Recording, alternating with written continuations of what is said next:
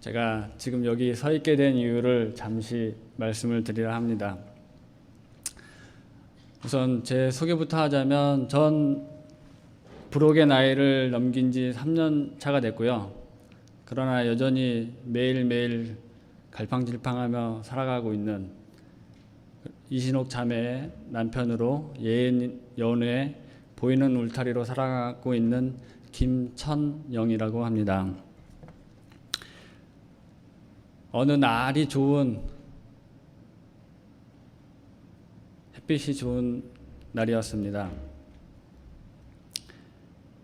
두 소년이 엄마와 함께 실랑이를 하고 있습니다.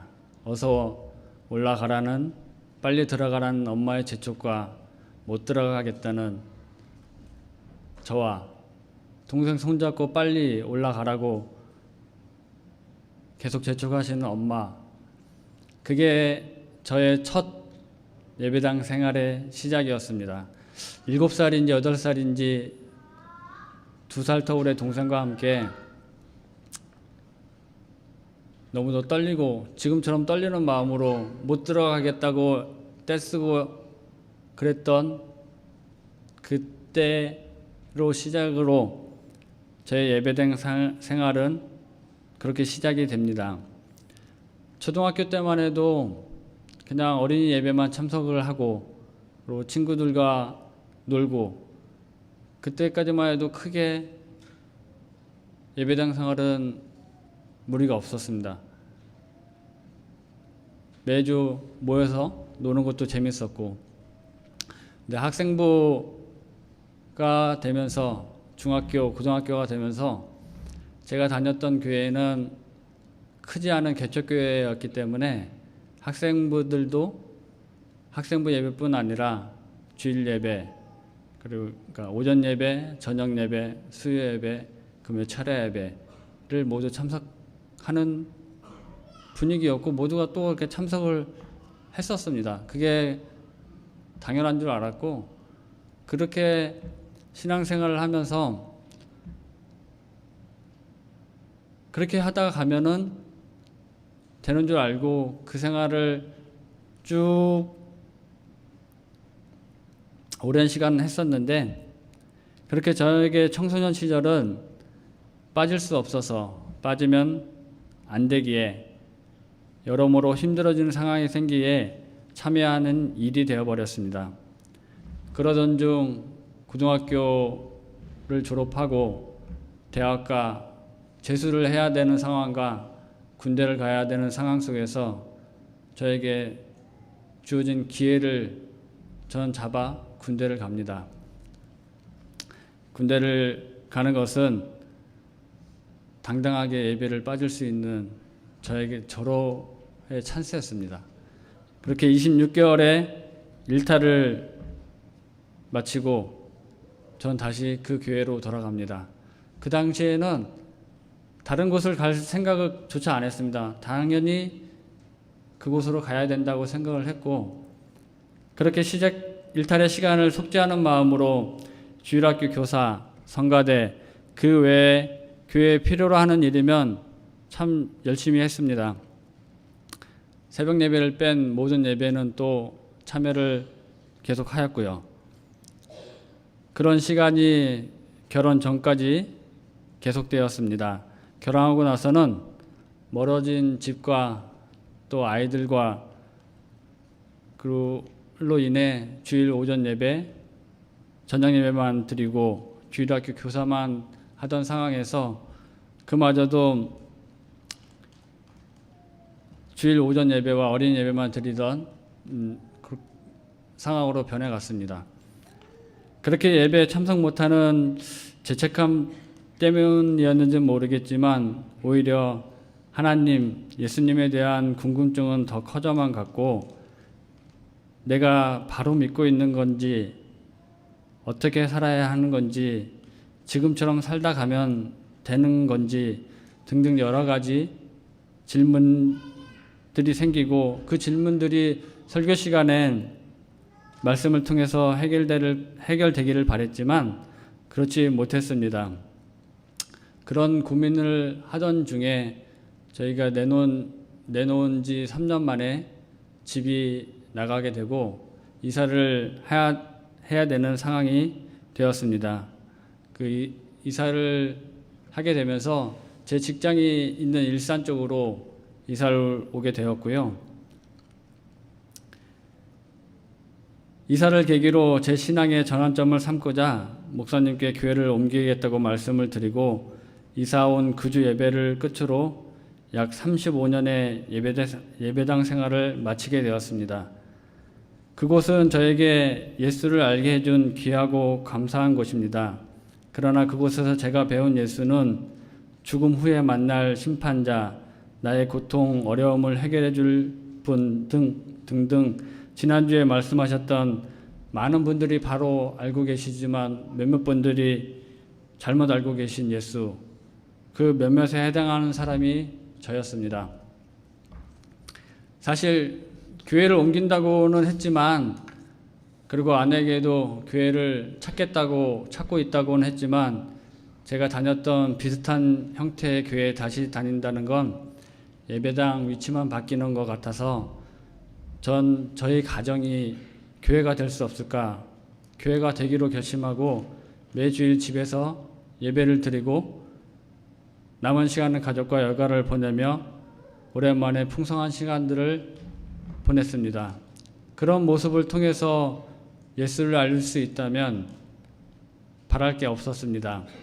하지만 저의 소망과는 다르게 아내는 무슨 이단 같은 소리냐, 당신이 그럴 줄 알았다, 당신이 안 찾으면 내가 찾겠다, 그렇게 이야기하는 아내에게 약속은 지킨다, 걱정 말아라 했지만 딱히 해결책은 없었습니다. 주위에 보이는 교회들은 다 비슷해 보였고, 그렇게 하루하루 지나가고 무언의 압박이 가중되던 12월의 어느 날, 제가 읽고 있던 책 표지 추천사에 서울 나들목이라는 단어가 눈에 들어왔습니다. 나들목, 그 단어와 함께 떠오른 이름 유형석. 그래, 그분이 계신 교회라면 어떨까? 그때까지 목사님의 설교를 들어보거나 따로 이야기를 해보거나 나누어 본 적은 없었지만 단지 그냥 손님과 종업원의 관계로 좋은 인상이 남은 몇 안 되는 분이었습니다. 바로 사이트를 찾아서 교회 위치를 확인을 했습니다. 홀트 학교 강당, 집에서 멀지 않은 거리이기에 아내에게 교회를 찾았다고 얘기를 하고, 긴장이 되니까는 존대가 자꾸 그냥 자연스럽게 나오네요. 그리고 그렇게 나들목에 온 지 3달째가 되었습니다. 여기에 와서 알았습니다. 우리 부부는 아직은 무럭무럭 자라야 할 영적 아이라는 사실을 말입니다. 이런 말씀을 예전에 저였다면 이렇게 대중 앞에서 못했을 것입니다. 보시기와는 달리 제가 가지지 못한 것에 대한 열등의식, 학력에 대한 열등의식, 그런 게 굉장히 많거든요.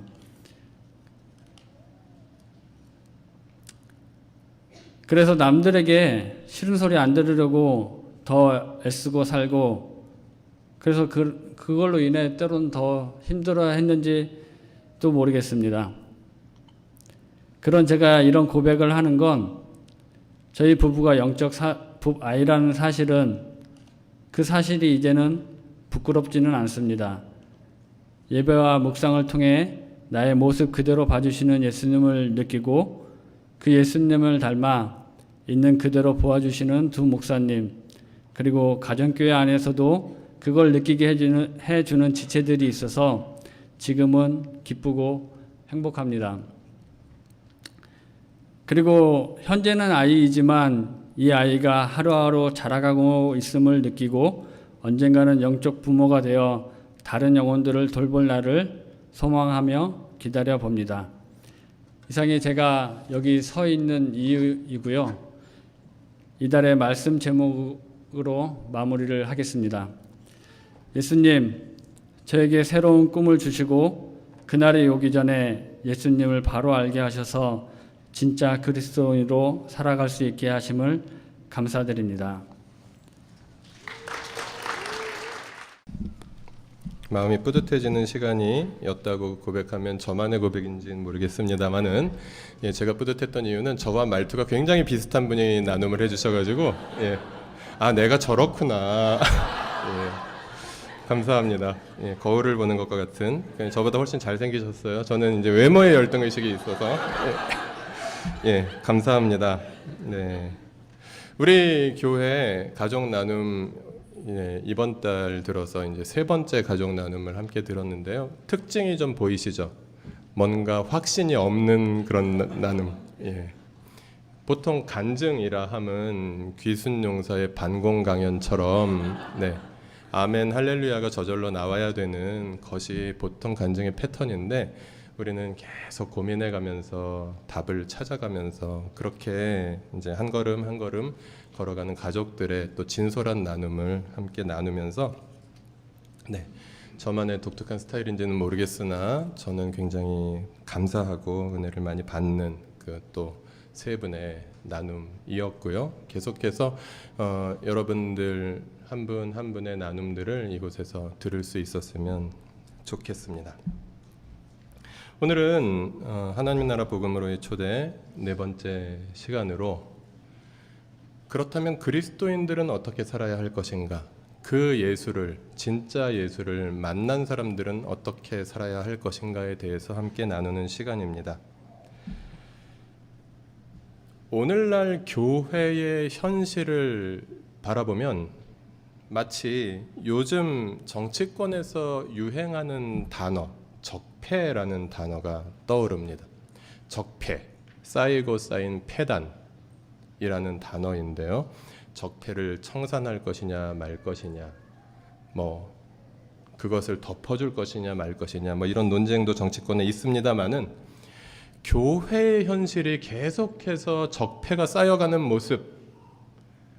모습이라면 조금 다행이지만, 어떤 면에서는 교회 자체가 적폐는 아닌가 하는 염려가 들 정도의 그런 상황이 되어버렸습니다.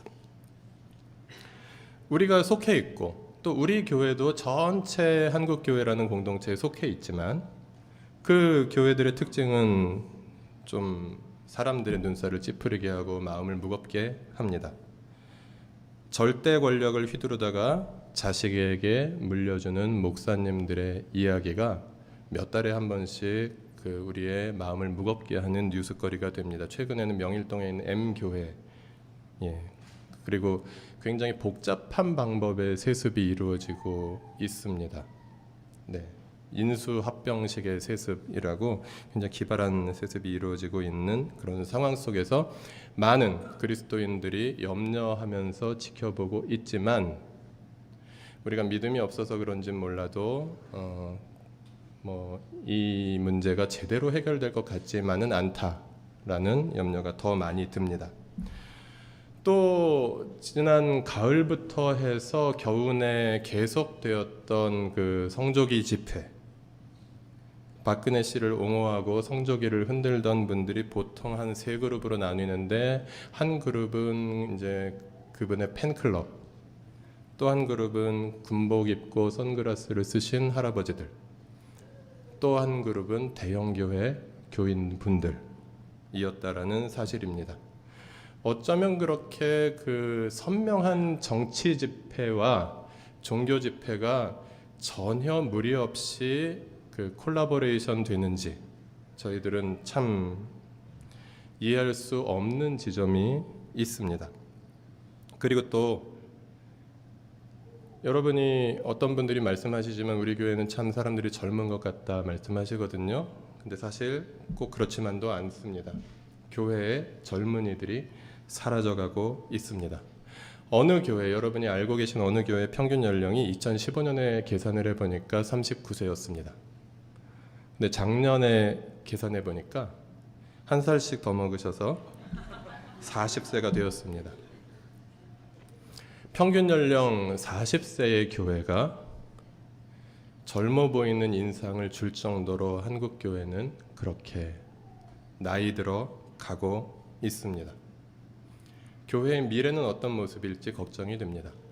우리 교회도 평균 연령이 40이나 됩니다.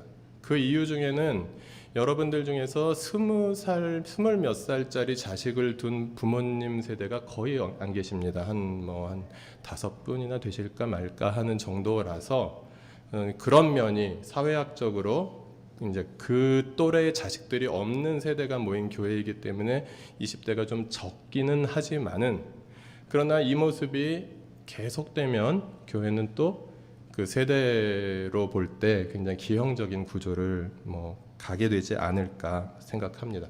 젊은이들은 왜 교회에 오지 않을까요? 교회에서만 그런 것만은 아닌 것 같습니다. 대학가에 가보아도 사회주의 운동권 학생들이 사라졌습니다. 그런데 복음주의 운동을 하는 학생들도 많이 줄어들었습니다.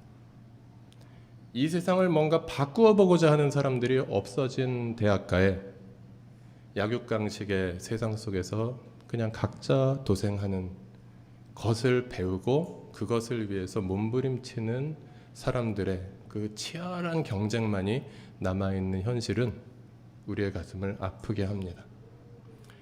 먼저 예수를 믿은 어른들이, 그리고 먼저 더 나은 세상을 꿈꾸었던 기성세대들이 아마도 그들이 본받아야 할 모습을 보여주지 못했기 때문에 오늘날 젊은이들이 예수도 안 믿고, 그리고 또 더 나은 세상을 꿈꾸지 아니하고 나라도 잘 살아야 하는 것이 아닌가 하는 모습을 각자 도생하는 어른들을 바라보면서 배우고 있는 가슴 아픈 현실을 또한 우리 평균 연령 40세의 교회가, 20대가 없는 교회가 반성해야 할 부분인 것 같습니다. 그래서 제가 드린 이 말씀은 다른 어느 교회에 대한 비판이 아니라 우리의 자기 비판이어야 합니다. 이런 교회가 적폐가 되어가고 적폐가 쌓여가는 현실 속에서 그 현실에 대한 반응은 교회 안과 교회 밖에서 또 나타납니다. 저는 이 현실에 대한 반응을 탄핵당한 교회, 이 말이 너무 세다고 생각하시면 거기 물음표를 치시면 됩니다. 탄핵당한 교회? 라고 정리할 수 있을 것 같습니다. 교회 밖에서 교회를 바라보시는 분들의 마음은 이제 실망해서 절망으로 바뀌었습니다. 거의 이 시대에 그래도 양심을 가지고 살고 있다고 생각하는 지성인들의 세계에서 교회에 대한 기대는 접어진 지가 오래되었습니다. 그래서 안티기독교 쪽 입장에 가지신 분들이 우리를 이야기할 때 기독을 비틀어서 개독이라고 말한 지가 10여 년이 넘었습니다. 기독이 어떤 말인지 여러분 지난주에 함께 나누었었죠? 그리스도라는 말이었습니다. 그리스도를 개독이라고 폄훼하는 것이 그분들이 악해서 그렇지 않다라는 것입니다. 우리가 그런 모습을 보여주었고 그런 우리의 모습을 보고 그들은 우리가 믿는 메시아 그분을 그렇게 부른다라는 것이죠. 이것은 정말 가슴 아픈 일입니다. 우리가 그리스도인이라면, 우리가 기독인이라면 정말 가슴 아파해야 하는 일입니다. 그래서 이 설교한 뒷부분에 그 국민대학교 이의용 교수님이 쓴 신뢰를 잃으면 교회도 탄핵당할 수 있다라는 글을 제가 첨부해 드렸는데 이미 읽어보신 분들도 많이 계실 것입니다. 전반적으로 이분 글에 제가 동의하지만 다르게 생각하는 것이 있습니다. 이분은 교회도 탄핵될 수 있다라고 말씀하셨지만 저는 이미 교회는 탄핵되었다라고 생각하는 편입니다. 이미 국민들의 마음에, 적어도 촛불을 든 시민들의 마음에 적어도 박근혜 씨를 지지하지 않았던 80% 국민들의 마음에 교회는 이미 탄핵되었고 단지 하나님의 탄핵 심판만이 남아있을 뿐이다 라는 것이 우리 한국 기독교의 가슴 아픈 현실이 아닌가 그렇게 생각합니다. 우리에게는 희망이 있을까요? 교회 안에서는 어떻습니까? 교회 안에서 교회에서 상처받고 교회에 실망하고 목사에게 실망하고 상처받은 많은 분들이 교회 밖으로 떠나서 교회 밖에 머물러 있는 모습을 봅니다. 오늘도 어떤 분이 저처럼 천천히 말씀하시는 분이 몇 달 동안 교회 밖에서 자기 가정에서 예배를 드리다가 부인한테 이단 소리를 들었다라는 간증을 들었었는데요. 네. 오죽하면 교회를 떠나겠습니까, 우리가? 예. 교회는 하나님 백성들의 공동체입니다. 그곳에 사랑이 있고 그곳에 함께 예배하며 함께 하나님 나라를 세워가는 그런 우리 동지이자 벗이자 형제이자 자매들이 모여 있는데 이것을 떠나는 분들의 마음 우리는 참 가슴 아프게 바라보고 또 품어야 한다고 생각합니다. 제도로서의 교회에 머물러 있느냐 머물러 있지 않느냐는 구원의 문제라든가 모든 면에서 큰 문제는 아니라고 생각합니다. 가정이 예배를 드린다면 그 가정이 교회인 것이고요. 몇몇 가정이 모여서 예배를 드린다면 그 몇몇 가정이 교회인 것입니다. 그런데 그것을 계속해서 유지하기가 많이 힘들어서 우리 김천영 형제님도 우리 교회에 오셨고 네. 많은 분들이 우리 교회에 오셔서 교회에 상처받은 분들 또 교회에 회의를 느끼시는 분들이 오셔서 우리 교회에서 이렇게 안식을 누리실 수 있는 그런 편안한 쉼을 줄 수 있는 교회가 되었으면 좋겠다라는 소망이 있습니다. 제가 최근에 어느 날 갑자기 저에게 찾아온 이름 모를 분의 카톡이 있었습니다. 그분이 카톡으로 저는 이런 블로그를 운영하는 사람입니다라고 보여주시고 다음 주에 목사님네 교회를 찾아가겠습니다라고 말씀을 하셔서 그 블로그를 가봤더니 일산 지역에 있는 모든 교회들의 주일 예배를 적어도 10여 개가 넘는 주일 예배를 참여해 보시고 그 주일 예배에 참여해 보신 경험을 사진과 함께 블로그에 담아서 이렇게 하시는 교회 전문 블로거분의 카톡이 온 적이 있었습니다. 저는 그분의 모습을 비꼬거나 그분이 잘못됐다고 말씀드리고 싶은 마음은 전혀 없습니다. 그러나 우리 교회 오시려거든 블로그에 올리지는 말아 주십사 부탁을 드렸습니다. 그러겠다고 하셨습니다. 그러더니 그날 9시 예배는 다른 교회에서 예배를 드리고 가겠다 말씀하셨습니다. 그래서 제가 가슴 아프지만 그리고 죄송하지만 선생님은 가실 교회가 참 많으신 것 같으니 우리 교회는 정 갈 데 없는 분들만 오셨으면 좋겠다라고 그렇게 정중하게 이렇게 말씀을 드린 적이 있습니다. 우리 교회는 주일 예배 중심의 교회가 아닙니다. 그래서 주일 예배만 드려서는 우리 교회가 어떤 교회인지 잘 모르실 수가 있습니다. 그리고 대부분의 교회는 그렇습니다. 주일날 주일 예배만 드리는 교회는 건강한 신앙생활을 할 수 있도록 훈련시켜드리는 그런 교회는 아니라는 것 기억해 주시면 감사하겠습니다. 그런 분들이 보여주는 모습 그러나 저는 아까 말씀드렸던 그 블로거 분이 그동안에 자기 교회에 소속하지 못할 정도로 받으셨을 상처 그리고 교회에 대한 회의 이런 것들에 대해서는 충분히 공감합니다. 그 순수한 마음은 인정해 드리고 싶습니다. 교회 밖으로부터 신뢰를 잃어버린 교회 그리고 교회 안에 있는 분들이 길을 잃어버리게 만드는 교회 이것이 우리 교회를 포함한 한국 교회의 전반적인 모습이라고 우리는 인정하지 않을 수 없습니다. 그 원인은 무엇일까요? 그 원인을 저는 이렇게 찾아보고 싶습니다. 성경과 다른 길을 가는 교회의 모습은 아닐까 하는 것입니다. 목사님 말이 맞다면 왜 대부분의 그리스도인들은 그렇게 삽니까? 라고 어느 예비가족은 저에게 질문을 한 적이 있으셨습니다.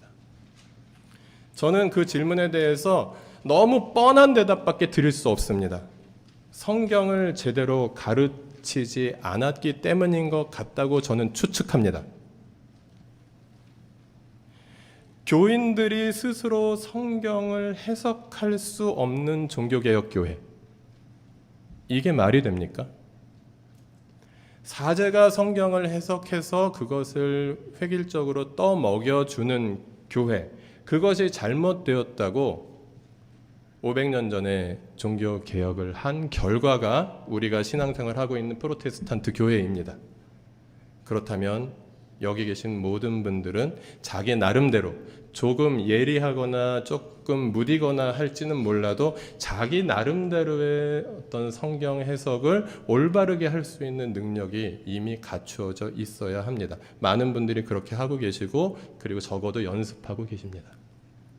그런데 그런 능력을 제대로 갖추어 드리지 못하면서 그냥 주일 예배에 와서 목사님 입만 바라보고 있어야 하는 그런 수동적이고 피동적인 그런 성경 그 수납 방법을 거기에만 매여 있게 하는 교회는 전혀 종교개혁 교회가 아니다라는 사실입니다.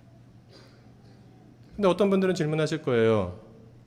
성경 통독 열심히 하는 그리고 큐티 열심히 하는 그런 교회도 얼마나 많은데요.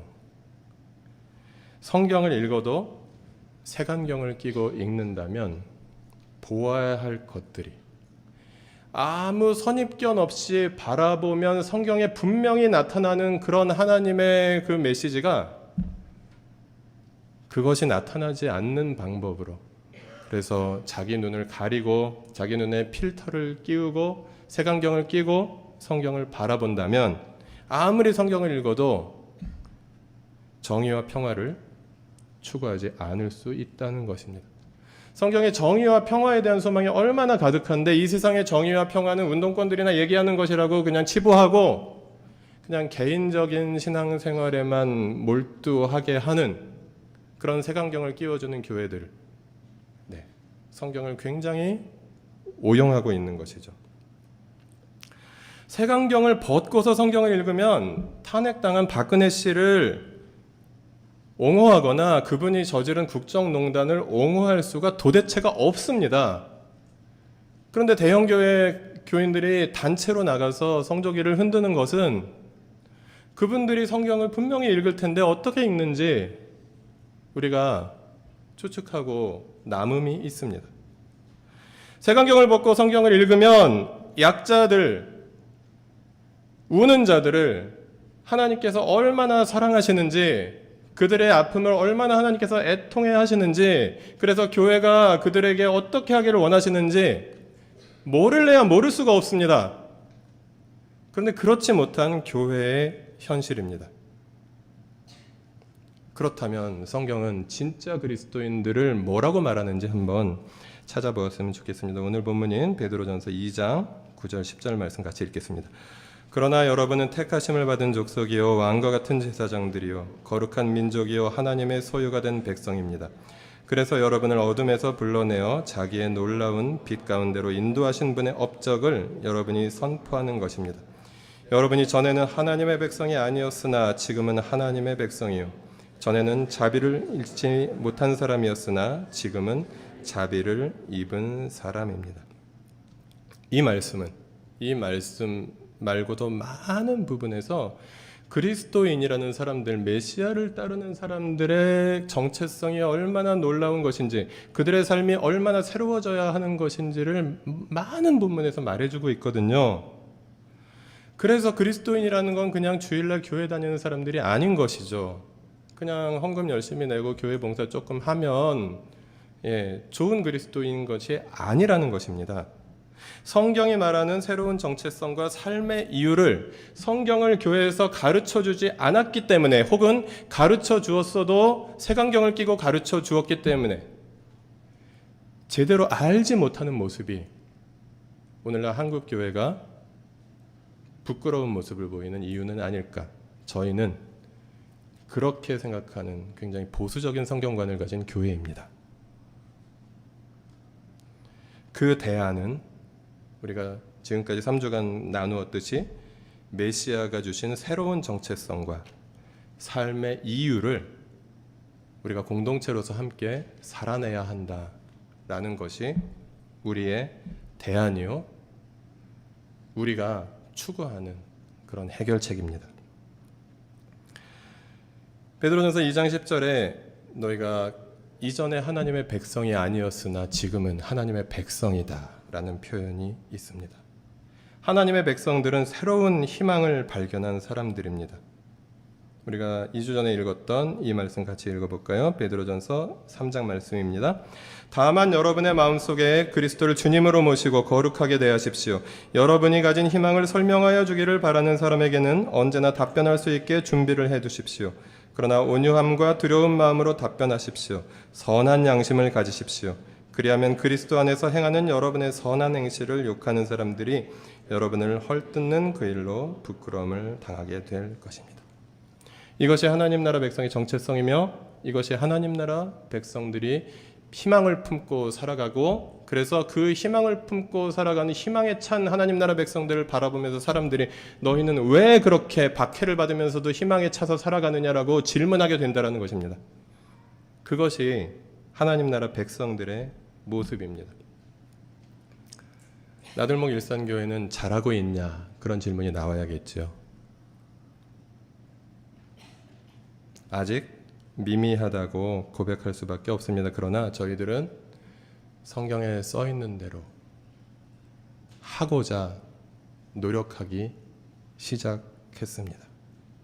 그래서 우리는 아이들을 날마다 흙투성이로 만드는 숲학교를 시작했습니다. 요즘 미세먼지가 심한데 미세먼지가 문제가 아니라 우리 숲학교 아이들은 날마다 흙먼지를 엄청나게 먹고 살고 있습니다. 그래서 돌아오면 배가 불러서 점심을 잘 안 먹는 아이들까지 있을 정도죠. 지금도 가까이 모여 살면서 함께 왕래하고, 그리고 토요일 날이면 같이 예배드리는 사람들이 더 나아가서 함께 살기를 꿈을 꿉니다. 우리 전셋집, 월셋집, 그리고 은행빚으로 산 집 다 합쳐서 집 하나를 지어서 함께 살자라는 꿈들을 아마 이야기하지 않는 가정교회가 하나도 없을 것입니다. 무언가 이 자본주의 사회 속에서의 그 전형적인 거주 방식, 그것을 한번 거부해보자. 그리고 같이 공유해보자. 함께 살자라는 꿈들 계속해서 우리는 꾸어가고 있습니다. 많은 분들이 자기 집이 교회가 되는 꿈을 꾸고 자기 집을 교회당으로 개방해서 집에서 가정교회 모임을 하는 목자들이 생겨나고 있습니다. 복음과 상황에서도 기사로 나온 적이 있었고, 어떤 목자님들이 그 목자 파송식 날 나눔을 하면서도 고백을 했지만, 통장의 잔고가 0원일 때가 많은 분들이 가정교회 목자를 하면서 가족들을 섬기고, 그리고 또 그 속에서 하나님의 사랑을 경험하고 있습니다. 돈을 어떻게 써야 하는가? 돈이 있으면 무엇을 해야 하는가? 새로운 고민이 시작되었습니다. 옷을 사 입을 때 오렌지 팩토리에서 옷을 사 입어도 행복해하는 사람들, 20대 시절에 산 옷을 계속해서 40이 다 되거든 입어도 행복해하는 사람들, 그 사람들이 공동체를 위해서 돈은 없어서 못 쓴다고 해도 자기의 시간을, 자기의 인생을, 또 자기의 집의 거실을 기꺼이 사용하고 있는 사람들이 생겨나기 시작했습니다. 왜냐하면 그들은 인생에서 가장 중요한 가치를 발견했기 때문입니다. 그래서 다른 것들이 이제 더 이상 중요하지 않은 것들이 되었기 때문입니다. 가장 중요한 가치를 발견하고 그 가치에 헌신한 사람들이 아직은 미미하지만 성장해 가고 있습니다. 그리고 베드로전서 2장 10절에 너희가 자비를 입지 못하였었으나 지금은 자비를 입은 사람들이다 라는 그런 표현이 나옵니다. 하나님의 사랑을 받은 사람들, 하나님과의 관계가 회복된 사람들, 하나님의 사랑을 경험한 사람들이 그 내가 받은 사랑을 나눌 수밖에 없게 된다는 것입니다. 요한일서 4장 말씀 같이 읽어보실까요? 우리가 사랑하는 것은 하나님이 우리를 먼저 사랑하셨기 때문입니다. 누가 하나님을 사랑한다고 하면서 자기 형제자매를 미워하면 그는 거짓말쟁이입니다. 보이는 자기 형제자매를 사랑하지 않는 사람이 보이지 않는 하나님을 사랑할 수 없습니다. 하나님을 사랑하는 사람은 자기 형제자매도 사랑해야 합니다. 우리는 이 계명을 주님에게서 받았습니다. 그래서 우리는 교회 밖의 이웃을 사랑하고자 노력합니다. 저희 교회 2017년 총 예산 대비 대외지원금 비율이 27%로 예산을 잡았습니다. 저희가 30%, 30%, 30% 그렇게 해서 인건비 30% 그리고 교회 운영비 30% 그리고 대외 지원비 30% 정도면 건강하다라고 보고 작년 결산을 해보았더니 총 17%를 교회 밖을 위해서 썼습니다. 순수하게 교회 밖에 내보낸 금액이 그랬습니다.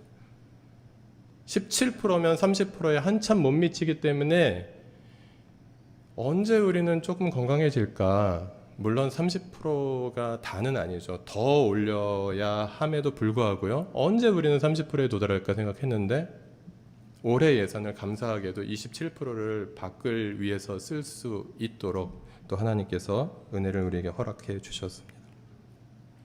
교회 밖에 이웃을 사랑하는 사람들, 그들은 하나님의 사랑을 받은 사람들입니다. 그들은 교회 안에 있는 가족들을 또한 사랑하는 사람들입니다. 어떤 가족이 자기 집 식구들 먹으려고 좀 모양새가 안 예뻐서 저렴하게 파는 사과 한 상자를 샀습니다. 근데 우리 식구들만 먹기가 마음에 걸려서 누군가 이 사과를 같이 먹었으면 좋겠다고 사과 한 상자를 더 사서 목사의 집에 맡겼습니다. 누군가 필요한 사람에게 나누어 주세요. 백화점 사과였으면 제가 이렇게 간증도 하지 않겠습니다. 그 초라한 사과를 나누어 주었고 그리고 그것을 또 나누어 먹으면서 그 사과가 얼마나 맛있었을까 우리는 상상할 수 있을 것입니다. 저희 집에 많은 사람들도 오지만 많은 그 물자들도 들어옵니다. 어떤 사람들은 회사에서 선물로 받은 식용유를 가지고 오기도 하고요. 그래서 누군가 필요한 분에게 전해주세요. 어떤 분은 스팸을 갖다 주기도 하고요. 누군가 필요한 분에게 전해주세요 하고 맡깁니다. 우리 집은 식구가 적어서 많이 안 먹거든요. 그러고 맡깁니다.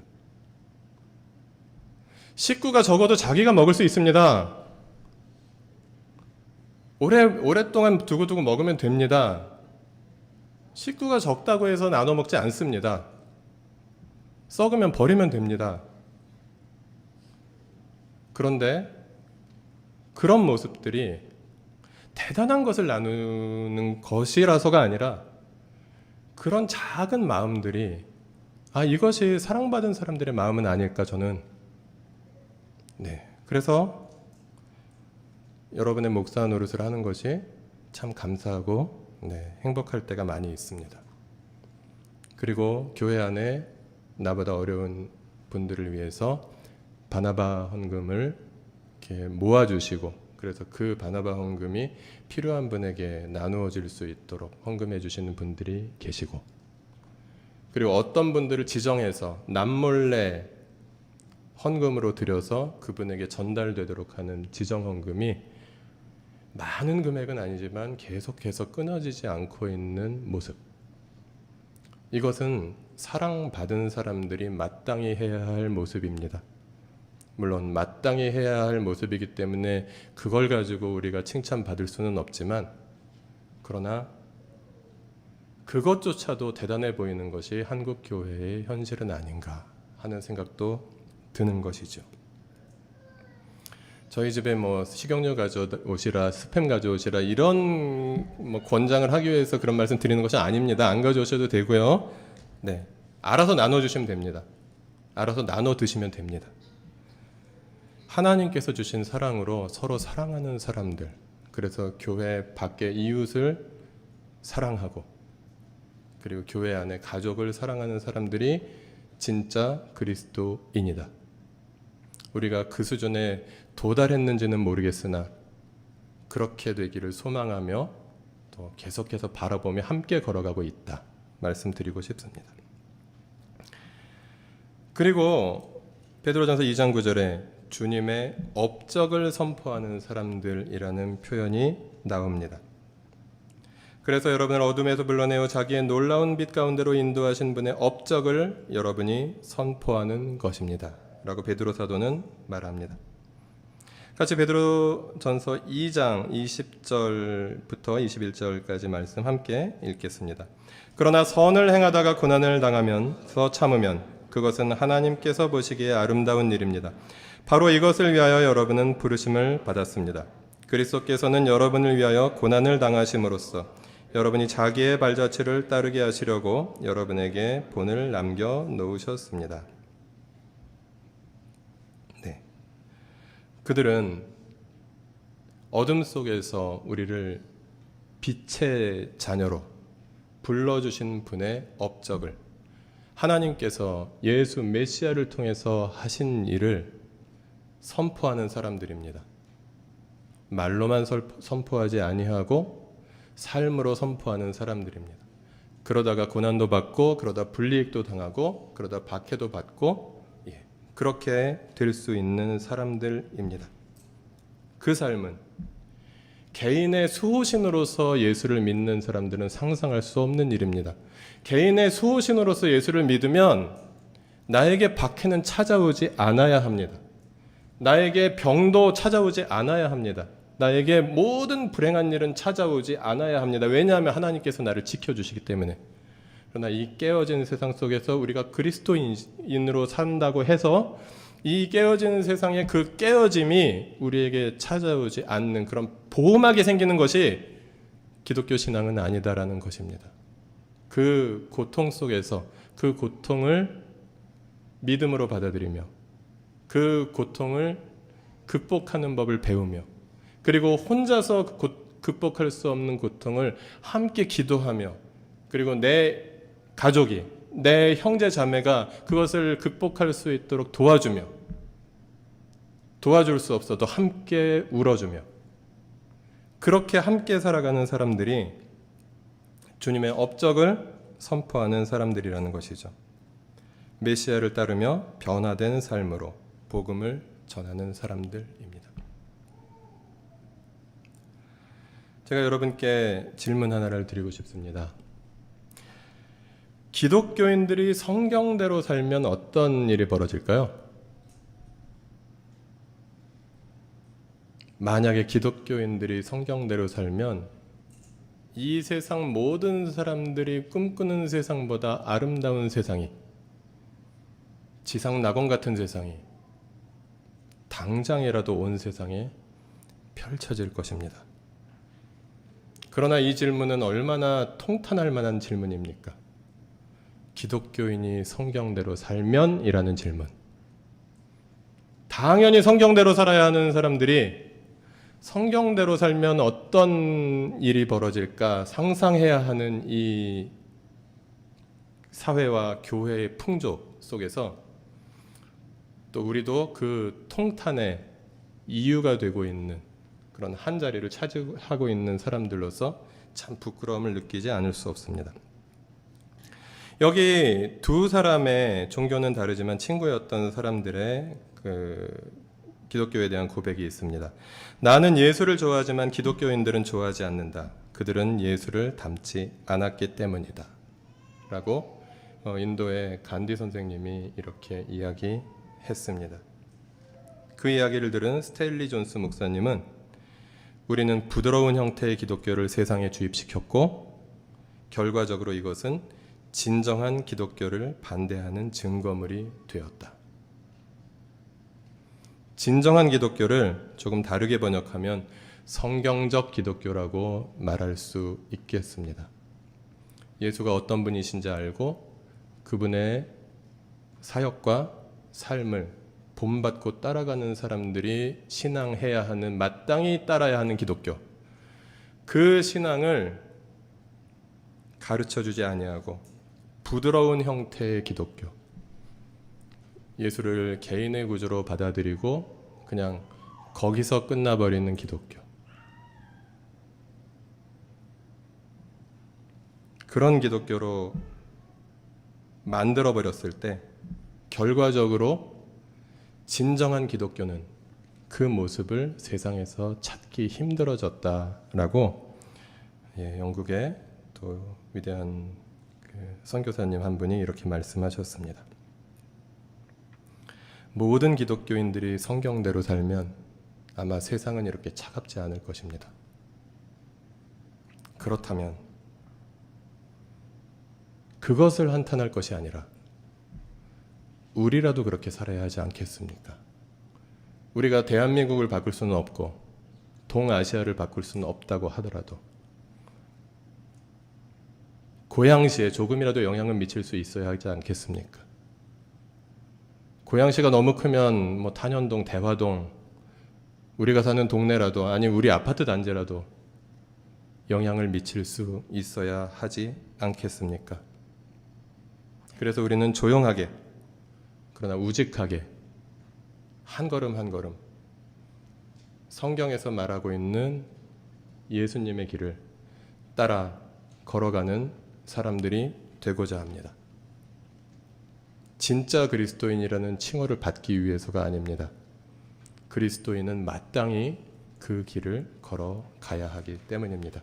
주님께서 우리에게 그 길을 걸어가라고 오늘도 우리를 부르셨습니다. 그 길을 함께 걸어가는 우리 공동체가 되기를 소망하면서 잠시 우리 같이 기도하도록 하겠습니다. 다 같이 작은 소리를 내어서 함께 기도하겠습니다. 오늘 말씀 기억하면서 우리가 말씀을 따라서 내가 받은 사랑으로 사랑하며 또 그 복을 또 선포하며 그리고 주님께서 우리에게 주신 그 새로운 정체성에 충실한 삶을 살아가는 그런 이 작은 공동체가 또 나 자신의 인생이 되게 하여 주시기를 함께 잠시 기도하시겠습니다.